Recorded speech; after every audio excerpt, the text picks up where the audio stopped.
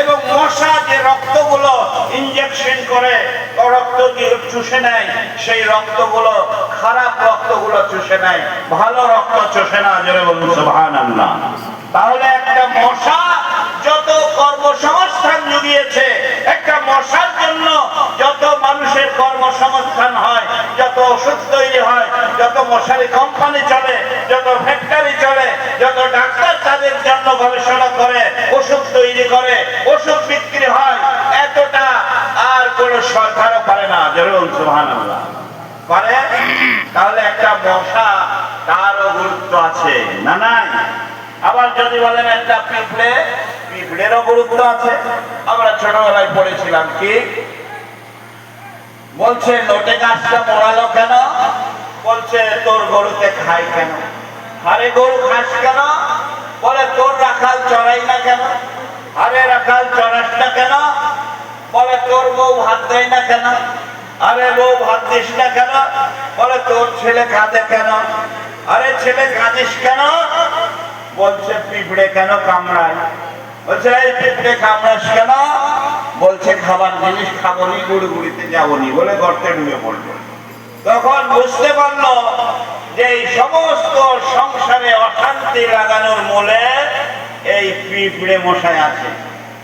এই পিঁপড়ে যদি ছেলেকে না কামড়াতো তাহলে গিন্নি ওই রাখালকে ভাত দিত, কৃষাণকে ভাত দিত, আর কৃষাণ তার গরুকে খাওয়াতো, গরুকে দিয়ে নাঙল নিয়ে যেত, তাহলে তার রুজি রুটির ব্যবস্থা হতো।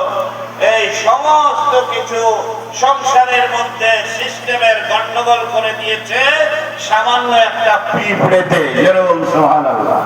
তাহলে আপনি ভাববেন যে একটা পিঁপড়েও আল্লাহ বেকার তৈরি করেছেন না, একটা পিঁপড়েরও যা ভূমিকা আছে তা একটা বড় বড় মানুষেরও তার ভূমিকা থাকে না, ঠিক কিনা? তাহলে দেখা যাচ্ছে আপনি বড় একটা সাইকেল কিনেছেন, গাড়ি কিনেছেন, তার সামান্য একটা ভলটিউব যদি না থাকে তাহলে আপনার যে গাড়ি বেকার হয়ে যাবে, চলবে না, যত দামের গাড়ি হোক, ঠিক কিনা?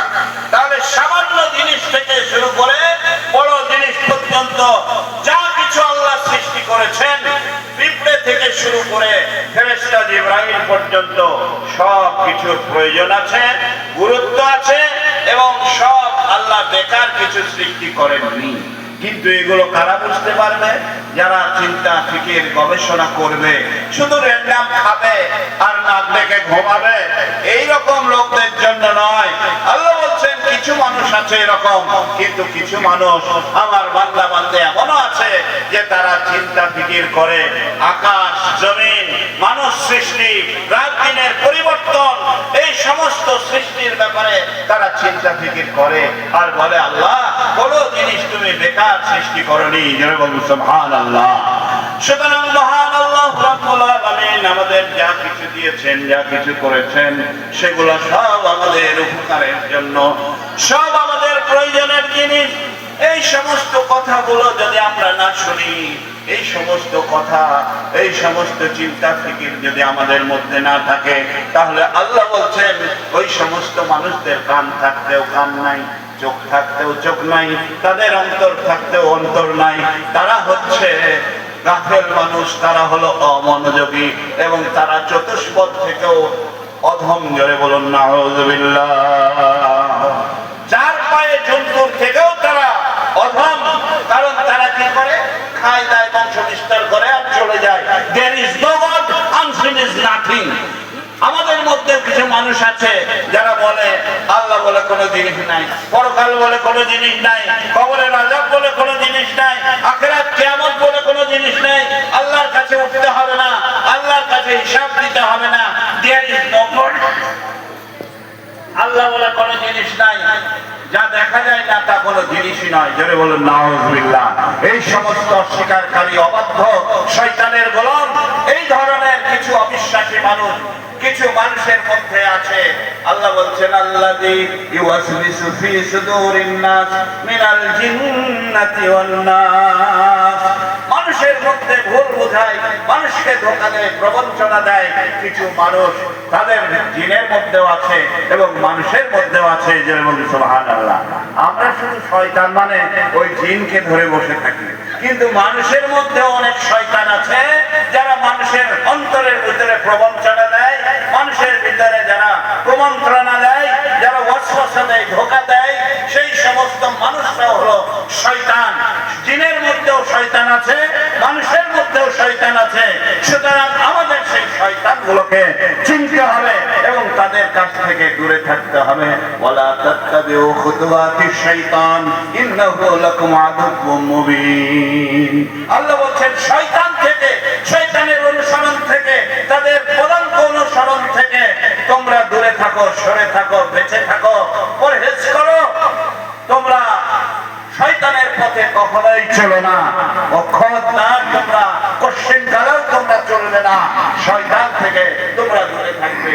শয়তান হলো তোমাদের প্রকাশ্য শত্রু। সুতরাং শয়তান জিনের মধ্যে আছে, মানুষের মধ্যে আছে। আমাদের সেই সমস্ত শয়তান জিন থেকে, সেই সমস্ত শয়তান মানুষ থেকেও আমাদেরকে দূরে থাকতে হবে এবং আল্লাহর উপরে ভরসা করে দ্বীনের উপরে চলতে হবে। কোরআন হাদিসের কথা শুনতে হবে, আলেম ওলামার কথা শুনতে হবে, তা না হলে আপনারা গুমরাহ হয়ে যাবেন। আল্লাহ যখন বলেছিলেন ইন্নী জাইলুন ফিল আরদি খলিফা, আল্লাহ যখন মানুষকে সৃষ্টি করব মনস্থ করলেন, তখন বললেন ফেরেশতাদেরকে ডেকে, এই ফেরেশতারা শোনো, আমি আমার প্রতিনিধি, আমার খলিফা তৈরি করব। قالوا أتجعل فيها من يفسد فيها ويسفك الدماء। ফেরেশতারা বলল, আপনি তাদের সৃষ্টি করবেন যারা রক্তপাত ঘটাবে, পৃথিবীতে গিয়ে মারামারি কাটাকাটি করবে, বিপর্যয় সৃষ্টি করবে, এই সমস্ত মানুষকে আবার আপনি সৃষ্টি করবেন? ফেরেশতারা বাধা দিয়েছিল। কেন? ফেরেশতাদের অভিজ্ঞতা ছিল এই মানব জাতিকে সৃষ্টি করার আগে আল্লাহ জিন জাতিকে সৃষ্টি করেছিলেন এবং জিনকে আল্লাহ আগুন থেকে তৈরি করেছিলেন। যেরকম সুবহানাল্লাহ, সেই জিন জাতি আগুনের তৈরি, তাদের ভিতরে অহংকার, অহমিকা, গর্ব এবং তাদের ভিতরে এত অবাধ্যতা ছিল যে তারা আল্লাহ অবাধ্য হয়ে তারা সীমা লঙ্ঘন করেছিল। আল্লাহ সীমা, ইবাদতের সীমাকে, আনুগত্যের সীমাকে তারা অতিক্রম করেছিল। সেজন্য আল্লাহ তাদেরকে মেরে কেটে ধ্বংস করে শেষ করে দিয়েছিলেন। তো সেই ফেরেশতারা দেখেছিল যে জিন জাতির পরিণতি, জিন জাতি অবাধ্য ছিল, তারা বিবাদ, বিসম্বাদ, কলহে লিপ্ত ছিল। এই জন্য তারা মনে করলো যে মানুষও সেই রকম হবে। আল্লাহ বললেন যে তোমরা বলছো যে মানুষ সৃষ্টি করো না, নাহনু নুসাব্বিহু বিহামদিকা ওয়া নুকদ্দিসু লাক, ক্বালা ইন্নী আ'লামু মা লা তা'লামুন। ফেরেশতারা বলল, আল্লাহ ওই মানুষ সৃষ্টি করার দরকার নাই, আমরাই তো তোমার পবিত্রতা প্রশংসা বর্ণনা করব। আপনার পবিত্রতা প্রশংসা বর্ণনা করার জন্য, আপনার ইবাদত বন্দেগী করার জন্যই তো তৈরি করবেন। তো সেই ইবাদত বন্দেগী, আপনার পবিত্রতা, আপনার প্রশংসা আমরাই বর্ণনা করব। সুতরাং মানুষ সৃষ্টি নিষ্প্রয়োজন, তাদের কোনো সৃষ্টি করার দরকার নাই। আল্লাহ বললেন ইন্নী আ'লামু মা লা তা'লামুন। এই ফেরেশতারা, এই বিষয়ে আমি যা জানি তা তোমরা জানো না। ফেরেশতারা চুপ হয়েছিল, কিন্তু চুপ হলেও আমাদের একটা কথা আছে যে লেখাপড়া না জানলেও ঠকালে বুঝতে পারি, নাকি বলুন? লেখাপড়া না জানলেও ঠকালে বুঝতে পারি। আমি দুর্বল, কিছু করতে পারছি না, কিন্তু আপনি বছরের পর বছর, মাসের পর মাস আপনি আমাকে ঠকিয়ে যাচ্ছেন। আমি বেশি লেখাপড়া জানি না, অঙ্ক বুঝি না, কিন্তু আপনি যে ঠকাচ্ছেন সেটা আমি বুঝতে পারছি। সুতরাং বোঝা যায় না, যায় না? তো ফেরেশতাদের আল্লাহ বললেন যে আমি যা জানি তোমরা জানো না। ফেরেশতারা চুপ হয়ে গেল, কিন্তু চুপ হলে আল্লাহও জানছেন যে চুপ হলেও ওদের মনের ভিতরে একটা প্রশ্ন, একটা কৌতূহল আছে। সুতরাং আল্লাহ পরবর্তীতে আবার ফেরেশতাদেরকে, আদমকে সব ডেকে একত্রিত করে সেখানে আল্লাহ বললেন, এই ফেরেশতারা তোমরা শোনো, তোমাদের আদম আলাইহিস সালামকে বললেন, ফেরেশতাদেরকে বললেন, সারা পৃথিবী, বিশ্ব জাহানের যত কিছু সৃষ্টি আছে সমস্ত সৃষ্টির নামগুলো তিনি তাদের সামনে আলোচনা করলেন, মানে একটা ক্লাস করলেন ফেরেশতাদের নিয়ে এবং আদম আলাইহিস সালামকে নিয়ে। যখন তিনি এই ক্লাস করলেন, তাদের নিয়ে যখন বললেন, বলার পরে বললেন, এইবার ফেরেশতারা তোমরা বলো